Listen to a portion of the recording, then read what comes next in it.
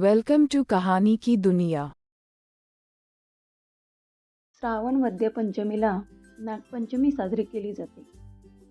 नागपंचमी संदर्भात लहानपणापासूनच आपण एक गोष्ट ऐकत आलो, ती म्हणजे या दिवशी काहीही चिरू नये, कापू नये, तळू नये, चुलीवर तवा ठेवून काही भाजू नये, कोणाची हिंसा करू नये, जमीन खणू नये.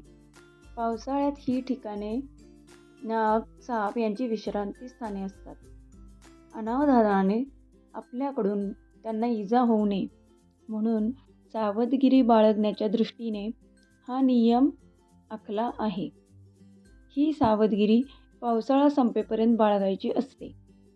त्या दिवशी जशी शेतकामाला सुट्टी, तशीच गृहिणीलाही रोजच्या रंधावाडा, कुष्टीगाडा या कामातून सुट्टी देण्याच्या हेतूने भाजू किंवा चिरू नये असा नियम केला असावा. ती स्वतःसाठी सुट्टी कधीच घेत नाही. अशा निमित्ताने तिला थोडा आराम हा त्यामागील मूळ हेतू आहे.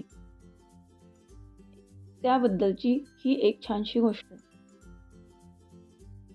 एकदा एक शेतकरी जमीन नांगरीत असताना त्याच्या नांगराचा फाळ नागाच्या बिळात घुसला. त्यामुळे त्या बिळातील नागाची पिल्ले चिरडून मेली. बाहेरून आलेल्या नागिनीला आपली पिल्ले मेल्याचे पाहून खूप राग आला.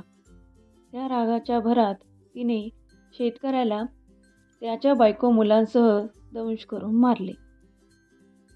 त्या शेतकऱ्याची एक लग्न झालेली मुलगी होती. शेवटी तिला देखील दंश करून मारण्यासाठी नागिन तिच्या गावी तिच्या घरी पोचले. त्यावेळी ती मुलगी पाटावर चंदनगंधाने काढलेल्या नागाच्या चित्राची पूजा करण्यात दंग होती. मनोभावे पूजा करून तिने दूध लाह्यांचा नैवेद्य पूजेतल्या नागाला दाखवला. तिची ती भक्ती पाहून नागिनीचा राग शांत झाला. ती स्वतः ते दूध प्यायली. तिने त्या मुलीवर प्रसन्न होऊन तिच्या आई वडिलांना आणि भावंडांना पुन्हा जिवंत केले. अशी ही छानशी गोष्ट आहे नागपंचमीची.